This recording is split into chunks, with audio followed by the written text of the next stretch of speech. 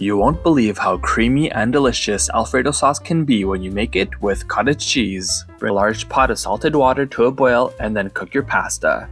To make the sauce, all you gotta do is add your milk to a large blender, and then your cottage cheese, your grated Parmesan, and your cornstarch. Add in a little bit of freshly cracked pepper, and then blend until smooth. In a large frying pan, drizzle some olive oil and cook some minced garlic for a few minutes. Then add in the sauce to the pan, then your oregano, and stir and cook the sauce for 3 to 4 minutes until it simmers and thickens up. When the sauce is ready, add in your cooked pasta and toss it to cover in this beautiful sauce. Serve it with more freshly grated Parmesan and chopped parsley, and enjoy this high-protein, creamy version of Alfredo sauce. Find the full recipe at FrenchKissCook.com. Click on the icon to subscribe to our channel and on the video for more recipes.